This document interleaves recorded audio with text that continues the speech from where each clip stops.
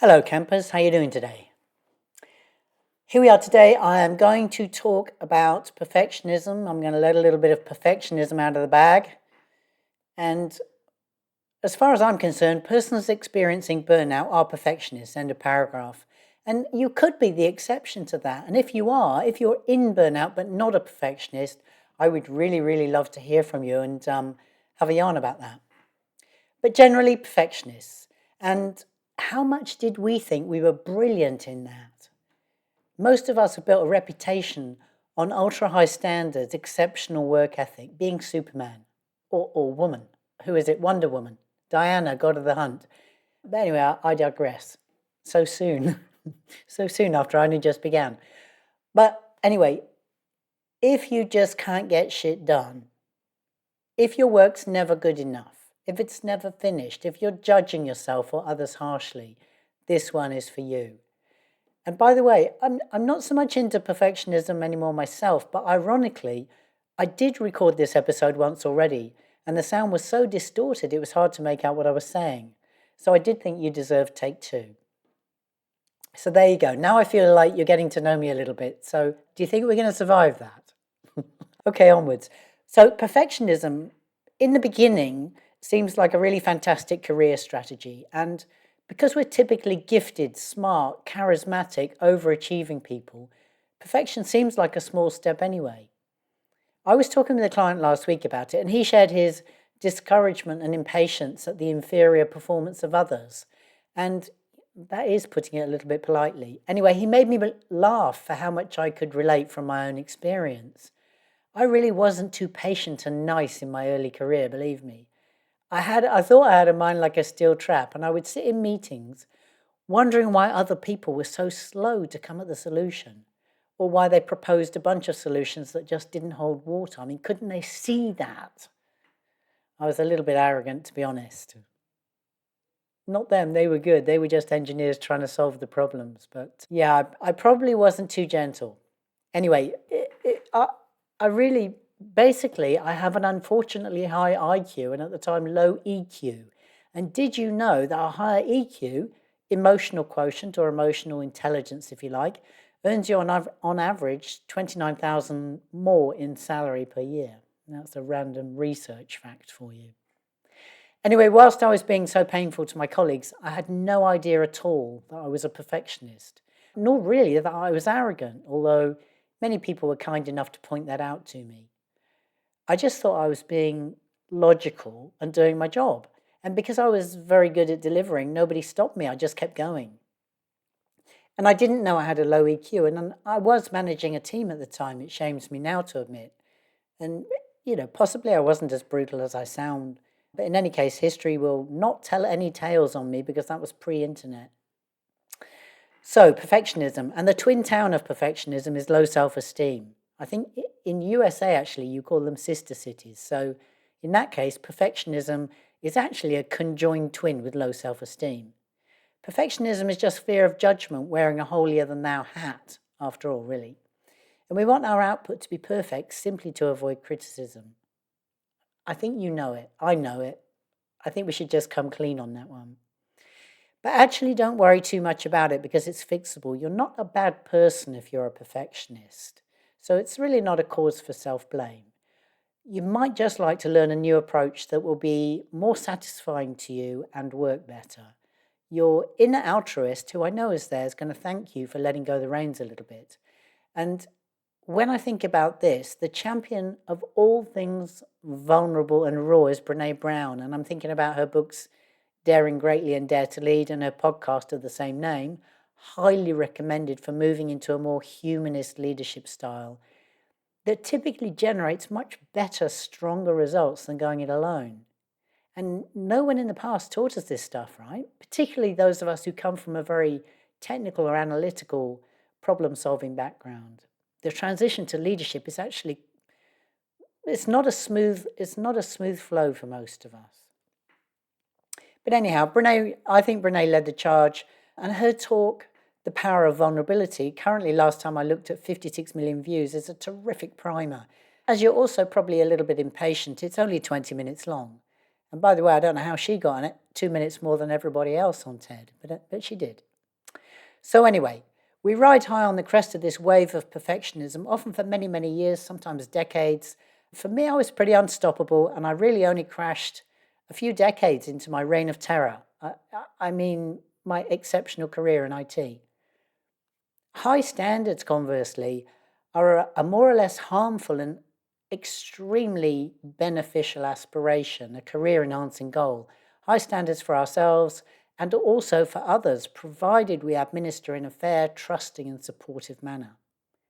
And let's be clear, perfectionism isn't the 98th percentile of high standards. It's not even about quality, because perfection is subjective.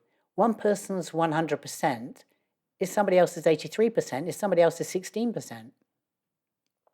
If you produce a work you deem invincible and release it to 10 people, you're going to get 10 different, completely valid opinions about it. Perfectionism isn't about quality, it's about perception. There isn't anything we can do to produce perfect. But you know all those perfect Olympic scores where you see rows of 10s? Everyone holds their breath because no matter how superlative a performance is, they know that the score is subjective. And we can't control for that. People will either approve of our work or not based on their own beliefs. And also don't forget, heavily influenced by their relationship with us. And not to say, by the way, that introverts will score poorly. That's not what I mean. There's no correlation about that. So don't worry about that. But do consider how much of a team player you are. Because who loves an invincible person? Where's the teamwork in that? According to Sean Aker, the Harvard happiness researcher, who is my current favorite person to quote, small potential is the limited success you can achieve alone. Big potential is the success you can achieve only in a virtuous cycle with others. And note that I said virtuous, not vicious there. Steve Jobs, no matter how brilliant your mind or strategy, if you're playing a solo game, you'll always lose out to a team. So, to cut to the chase, have I ruined the delusion that perfectionism is a good thing for you yet? Of course, you're very welcome to believe as you will, but people who recover from burnout are people who recover from perfectionism, and this can be a huge source of happiness and satisfaction to them. Perhaps you yourself could find evidence that perfectionism causes untold suffering in yourself and in other people, and it is a marvelous destroyer of good work relationships and teamwork. It's the source of much of our impatience and intolerance of others. I can't tell you how much I don't miss it from the other side. So what to do then? If you suspect that you may be a perfectionist, just kidding, you'll know for how much it hurts you on a daily basis if that's you. Anyway, here's the way I see it. Since perfectionism loses us untold hours to procrastination, it's just math deciding to resolve it. We can start with our schedule. How I schedule is 1 hour at a time by the result I commit to achieving in that hour. And when I say commit, if it's a 9 a.m. task, I will start promptly at 9 a.m. I'll spend half an hour nutting out the quickest solution that I can, then a further half an hour tidying it up, prettying it up, and finish promptly at 10 so I know I've got a result. And that's what I commit to, and my commitment to myself has become these days extremely important to me because my relationship with myself is very important to me. And when I schedule, I don't leave time for a ton of research. I think how quickly can I complete the task at B- quality level, as swiftly as possible, because the only person who wants it to be flawless is me. Pretty much everyone else just wants to get it done. And typically, if someone else wants a result from me, they want it completed on time to a usable standard fit for purpose. The last mythical few percentage points producing this undetectable improvement are not usually important to them. And releasing myself from the hours sweating over a completed task, worrying if it's good enough to release or not, well, that gives me a lot of benefits. I can keep my commitments to others. My work days are actually much shorter. I've got way greater productivity. My inbox is not bulging to overflowing with unattended work. My to-do list is coming back under control. I don't piss people off so much. People don't piss me off so much. People aren't hanging on forever waiting for responses from me. People come to know me as reliable to deliver what I said I would. People come to me knowing I'm going to give them a quicker turnaround. I get time to do other jobs I enjoy, and thus my contribution is maximised. I've got more time to invest in relationship building. My reputation improves. I get better work handed to me as a result, and then my career prospects improve. Tasks become challenges instead of chores. I stop dreading going to work. I don't have to work nights. My family and friends get more airtime because I'm not frazzled when at the end of the day. I worry less and sleep better. My health improves. And guess what? A B minus result turns out to be at least an A plus result once I'm done with it. After all, I'm producing it from the same brain with the same knowledge as the perfectionist me, but with much reduced procrastination, snacking, other bad habits, without the endless faffage, fatigue, stress, and annoyance.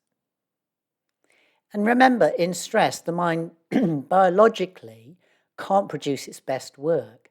When I'm in stress, fight or flight, my powers of concentration, memory, and problem solving are all impaired. I won't be in creative flow. It's impossible. No wonder then if it takes me all day and I get home tired and irritable, still worrying about it, feeling less than. I teach and coach a lot on perfectionism, just for the general blight on happiness and success that it is.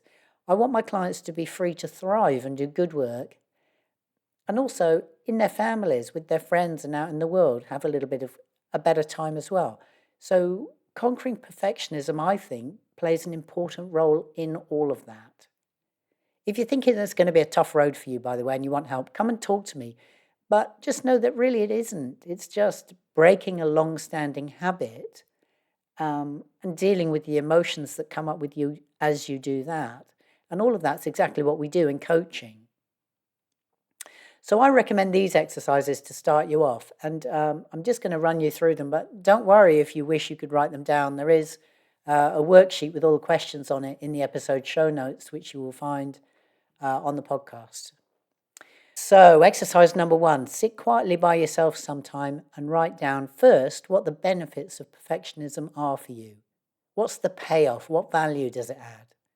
And second, what the benefits are for you of turning out high quality, professional, completed work over perfectionism.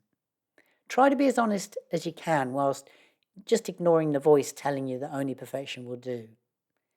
Think about what outcome you want to achieve, who are you trying to satisfy, and what result do they actually want? And think about what outcomes you actually get when you're being a perfectionist. Okay, exercise number 2, ask yourself, when you're in perfectionist mode, what am I scared of? What's the terrible thing that will happen when I turn in a supposedly imperfect piece of work? And honestly, what are the odds of that actually happening? And even if it did, so what? People judge us more by their relationship with us than by our work. They can be much more forgiving if we're on good terms with them. Well, unless we're neurosurgeons or magistrates or something like that. Exercise number 3, who taught me to be a perfectionist? I like to consider who taught me that this was the proper way to be. And I look back at my childhood, at my earliest influences for that. Who told me that only my best was good enough? Who wanted me to be perfect? Or who told me I never could be good enough or try hard enough? Who told me I was stupid or would never amount to anything? Because whatever teaching we learned as a kid, we don't have to keep them now. They're just thoughts somebody implanted in our brains. If we don't like them, we can swap them out, find new, more supportive and accepting thoughts about our own worthiness. And only we can do this work. No one can do it for us. Because only we can heal our relationship with ourselves and decide to approve of ourselves. Exercise 4. If anything in what I've said today resonates with you, look also at why and how perfectionism has served you. Because at some point in the past, it did, or you wouldn't have kept doing it, right? So don't blame yourself for being a perfectionist. It was in all chances a survival strategy for you at some point, and you're only human. Be tremendously kind and gentle with yourself. Exercise number 5. Do I actually want to let perfectionism go for a new and different experience of myself and my work? What would change for me? Really let yourself go on that one. That's sometimes a difficult exercise to do. Sean Aker in his book Big Potential said, "Now I realize that I want Leo," that's his son, "to be like my father. I don't just want him to be happy, but also to make everyone around him happier. To not only be creative, but to make everyone around him more creative. To not only be successful, but to make everyone around him more successful." All right, that's what I got for you today. Thank you for listening. I'm grateful to you as ever for being here. You can visit my website at burnouttoleadership.com for the show notes, and the worksheet will be there too. Please subscribe, rate, or comment on the podcast, or I don't know, just be generally appreciative of the podcast if you'd like it. I would be very grateful for that. I am looking for a couple of extra subscribers if you'd like to share the love, and particularly anybody you suspect of being a little bit burnt out around the edges, or in fact being a perfectionist. See you again next time.